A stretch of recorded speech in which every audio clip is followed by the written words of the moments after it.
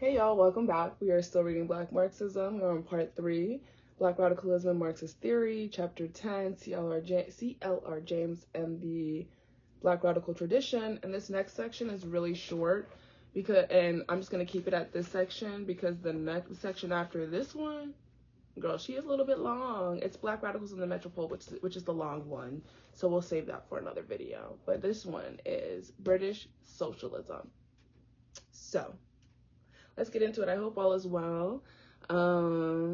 Yeah, I hope you're staying warm and safe in the cold. Well, it's cold where I'm at, so yeah. Anyways, oh my God, and I'm from California. Oh, if you are from California, I am praying for you during these fires. But I'm from California, and the house that one of the houses that we grew up in, my family and I, it burned down. That's what I learned recently, and that kind of sucks, obvious, in terms of just like the memories of it. I cannot imagine being someone that lives there now and having their whole entire homes and communities and families being destroyed by this. So I am praying for people in California. So Lord have mercy. You know? Anyways, so this section is, oh, you know what? No, let me say something else. I really, really, really hate, this is my biggest pet peeve, is that whenever there's a climate disaster and people are like, God is coming.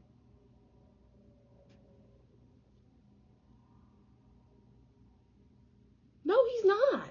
They, he, she, whoever. They're not. That's not God. That's climate change. Those are climate disasters. It's capitalism, babe. It's capitalism. Racial capitalism, to be exact. What do you mean God? God is, you know, when you learn about God, for me, I learned about God. Okay, when I was in timeout, like I would read my Bible and stuff because I would be in timeout, you know. But whenever I learned about God as a kid, he's creation, or they are creation. Like, because, you know, God, you need both feminine and masculine aspects to make something. So I think of like God as like, well, I think God's a black woman, but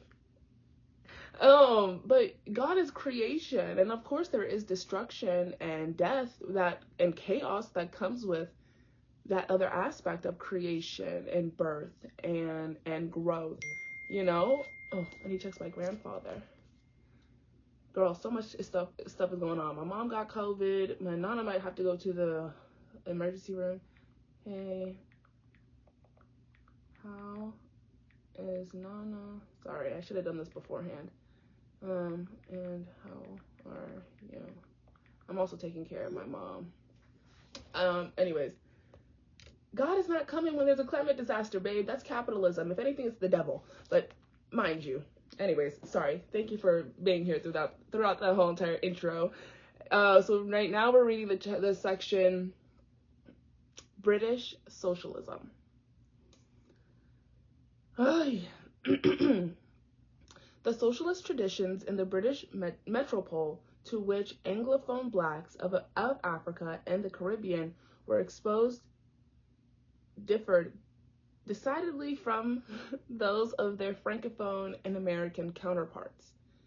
For one, the history of the development of socialist movements and socialist thought in Britain had been marked by unique historical events: the formation of the first significant industrial working class, the defeat of the revolutionary and then the parliamentary reform (in parentheses charter movements) in the early 19th century, British domination of international capital and trade during most of the century, the ambiguous presence of Marx and Engels in Britain from the mid-19th century until their deaths in 1883 and 1895 respectively, the founding of the First International in 1864, the appearance of the new British Empire, and the concomitant intensification of Anglo-Saxonism as a national ideology. One of the historical consequences of these several events was the persistence into the 20th century of a working class movement with strong trade unionist sympathies. In 1895, the total membership of the unions of the United Kingdom, including those which were not represented at the Congress of British Trade Unions, that year was estimated at 1.5 million. That is, say about a fifth of the entire number of adult male workers. There was nothing like it in any other great nation. Moreover, an estimate of the strength of the working class, not confined to a general view of the country as a whole, but distinguishing between the different districts and branches of the national industry, yielded even more striking results. In Lancashire,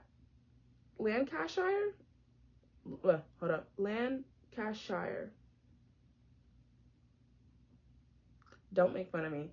In Lancashire, anyways, Durham.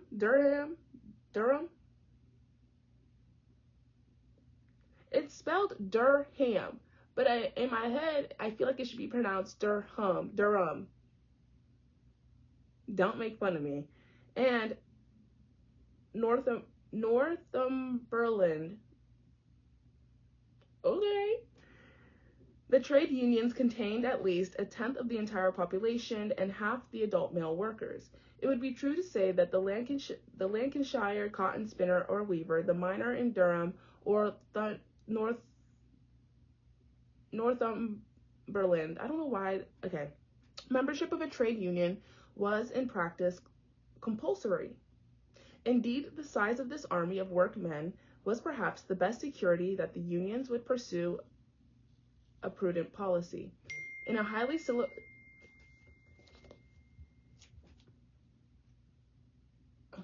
my Nana's doing better. That's really good. Okay. Keep me updated. That makes me happy. I was worried for her because my mom can't help because she's sick.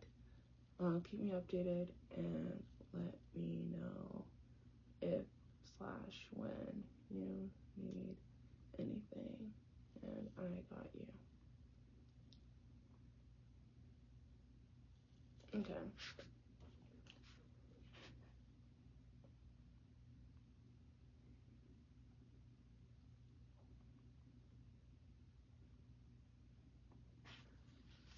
Sorry for that. Oh, that makes me happy. I'm very worried. Oh, my Nana. I love that woman. I am literally just like her. Well, not just like her, but like, you know what I mean? Like, I was raised by my grandparents and my mom. So obviously I take on traits of them. But I'm very worried. She's amazing. They introduced me to Black Thought. So I give all the credit to them. Did I take my ADHD medicine? I don't know. Sorry, guys. Okay. Would pursue a prudent policy in a highly civilized country. There are not a million or 1.5 million revolutionaries. And of the British unions, about the year of 1895, the most conservative and cautious were precisely those whose membership included the largest portion of men employed in the trade. This impulse was joined by the formation of specifically political and electoral arms of the socialist movement, the Independent Labor Party, founded in 1893, and the Labor Party circa 1900. Together, the trade unions and the parliamentary parties had a decisive effort on their worker militancy. While there is evidence to suggest a degree of working class mistrust of the state in its everyday forms, the British labor movement had tended to insert both its industrial and political activities within the existing national political structure. In Gramscian, Gramscian terms, it lacked a sufficiently hegemonic perspective to challenge the central institutions of state power. Finally, English nationalism, or Anglo-Saxonism, so powerful an ideological phenomenon during the last quarter of the 19th century, to some extent insulated British socialists from a ready acceptance or submission to socialist currents organizing from the continent.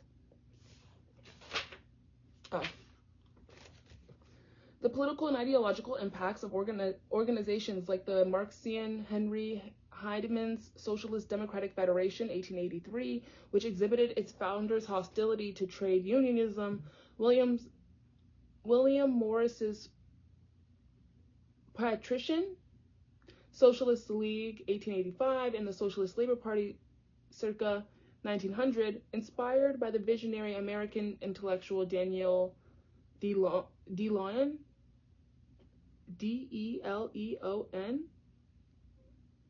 were of only indirect significance. Prior to 1917, there were only two Marxist organizations of any consequence. These were the British Social. Why do I sound like that? I don't know.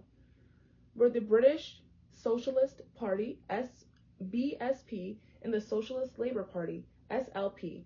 The BSP was the direct descendant of the Socialist Democratic Federation, SDF, founded in 1883, under the leadership of Heidemann, having been formed in 1911 as a coalition of the SDF section of the non-Marxist ILP.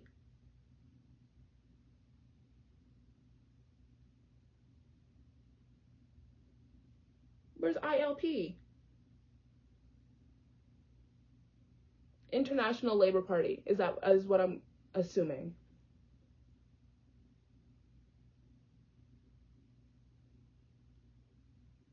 Because what else would it be? Anyways, the C.L.R movement and the various local socialist societies. The membership of the SDF during the 19th century never exceeded 4,000. The BSP's initial nominal membership of 40,000 declined to more than a third of the number by the outbreak of war, and active membership was considerably less. The SLP had split away from the SDF at the turn of the century. It was pure in doctrine and correspondingly much smaller. The membership never exceeded 1,000, and majority concentrated in Scotland. More well-known and affluent was the Fabian Society. Sidney and Beatrice Webb, George Bernard Shaw, Annie Besant, Graham Wallace, Sidney Oliver, G.D.H. Cole, and Margaret Cole, whose tendencies were broad enough to encompass imperialism, state socialism, and anarchy.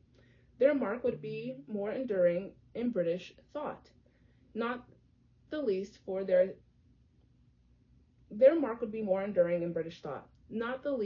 establishment of the London School of Economics, but it was the labor socialism, the anti-Marxist, reformist, ethical, and pragmatic resolutions to the class war that directed the policies of the British trade unions and the Labour Party, to which British workers mostly attended. By their very nature, the rank and file, the men and women who bought and sold literature rather than wrote it, and listened to speeches rather than gave them, produced very little material of their own. We need to know more of these anonymous men and women who swelled the ranks of the trades councils, constituency parties, and ILP branches up and down the country. But such testimony as we do have, supplemented by the local labor press and other historical records, testifies to the pervasive influence of labor socialism. Particular phrases such as a higher social consciousness, the social organism, the socialist commonwealth, let us call to the man with the muck rake, ballot boxes, and not bullets, etc., are encountered repeatedly. Even when eventually after the Russian Revolution and the founding of the Communist Party of Great Britain, CPGB, an uncompromisingly revolutionary Marxist party appeared, it was still the case that very little success would accrue to Marxism among the working classes. As Neil Wood maintains, British communism has to a great extent been shaped by its development in the shadow of what has become the largest and more powerful social democratic party in the world. Much of the history of the CPGB that sounds funny, and the differences from communist parties elsewhere can perhaps be explained by the gargantuan strength and effect. I love that word, gargantuan. Strength and effectiveness of the Labor Party. And neither the post-war economic decline of the 1920s nor even the Depression, coming on the heels of the party's fiasco in the general strike of 1926, could salvage the CPGB as a mass party. For the most part then, following the Depression, English Marxism became a creature more of the sons and daughters of the middle and upper middle classes than of English workers. Massive unemployment in their ranks, the emergence of fascist movements in Europe, a decade of the display of the corruption and incompetence of the bourgeois democracy, and the spectacular achievements of the Russian Revolution had worked their magic. Changes in the intellectual life of a nation could often be perceived at an early date among university students. And if you notice, like, that pattern currently going on right now, like, with everything that was going on with Palestine, we saw a lot of college students, and I'm just noticing a pattern. This is not like, oh my god, this to this, like, not cause and effect, more like correlation. Yeah, because correlation coefficient. No, correlation doesn't really. Yeah. No. Girl, shut up. Let me just keep reading the book.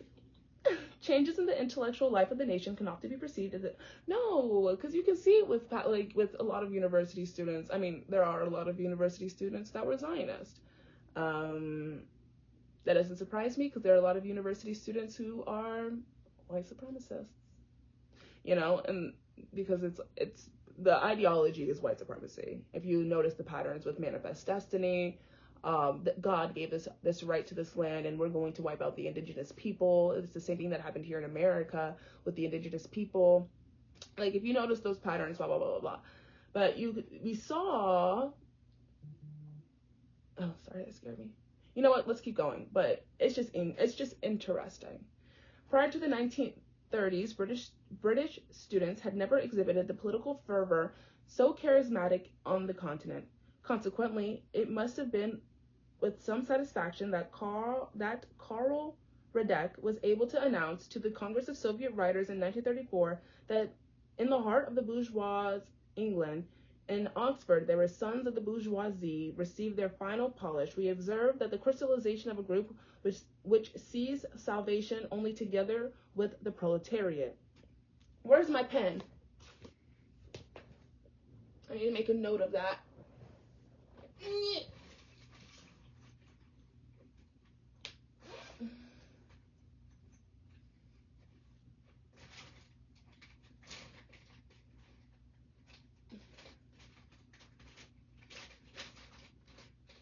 Where'd you go?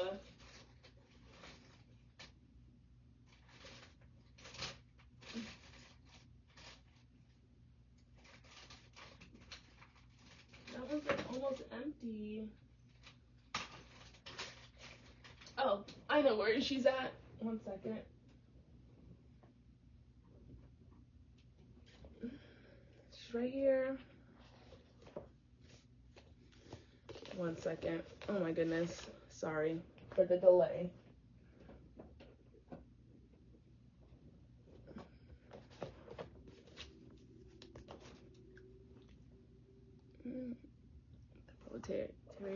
The beginning of an unprecedented political ferment took place in 1931 when embryonic communist organizations were established at London and Cambridge universities by students returning from Germany.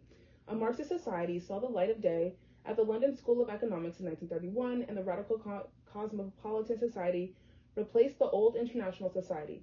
Oxford's notorious October Club, founded in January 1932, was banned in November of the following year, ostensibly for the criticisms of the officers' training corps. This part. Nevertheless, class arrogance, bitter divisions between workers and the class of the intelligentsia, the residues of xenophobia so central in the earlier century to the role of Irish workers in the British working class movement, and later as a support for imperialism. And notice that same pattern of xenophobia or racism or this, that, and the third that kind of justifies colonialism, that justifies capitalism, that justifies imperialism. It's just like, it's interesting to see how things like play out. like the cause and effect. You know what I mean? Like, it's like a whole web. I need to make a web. That make it make sense. Like, here's all the aspects of racial capitalism, and here's how it plays out in our lives. The problem is capitalism and racism. Because racism, never mind.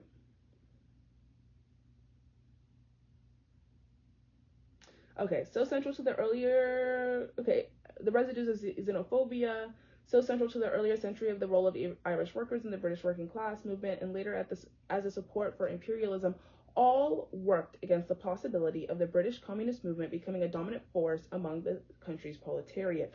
And think about that, like, currently, like, I don't know if you've seen this on TikTok, like, people will talk, well, it's typically black women. Mind you, I'm a black woman, so obviously I see a lot of black women on my timeline that talk about the importance of decolonial work, decolonizing one's mind, desocializing, deconstructing these social constructs that have been created for us. Like, no one is born hateful. No one is born to believe in the inferiority of someone based off of race, because that is a social construct. Race is a social construct. That does not mean race is not important. I'm going to introduce myself as a black woman because, like, socially, historically, that's who I am. You know, that informs my identity, that informs my cultural and historical knowledge, traditions. You know what I mean? That informs who I am, and it's important to recognize and celebrate these differences rather than to demonize, devalue, degrade these differences. But the importance of decolonizing work is so that people can work together for a communist or socialist revolution if need be. But when you take down capitalism and you don't attack those social constructs, we're going to be living in a world that still has these inequities, inequalities, oppressive forces still in place because we haven't deconstructed and reconstructed mentally, internally, living in a Western world. And I feel like that's a whole, I can find a paper on that. If you want me to, I can find a paper on that, but let me know. But yeah, let me just finish this chapter. It's almost done. We have a couple more sentences and then we're done. Indeed, counter forces to the CPGB and Bolshevism had already developed in the 1920s among British workers, with the emergence of the Plebs League, the National Guilds League, sections of the ILP, the Workers' Socialist Federation, WSF, and the South Wales Socialist Society, SWSS. By the 1930s, British Marxism, the intellectual and moral residue of British communism, had achieved its most enduring influences among university intellectuals, and British socialism had been transformed into an electoral phenomenon, with the Labour Party and the ILP as its most significant manifestations. Okay, next, now we're done with that. So next is Black Radicals in the Metropole. That one, and she ain't that long. 1, 2, 3, 4, 5, 6 pages.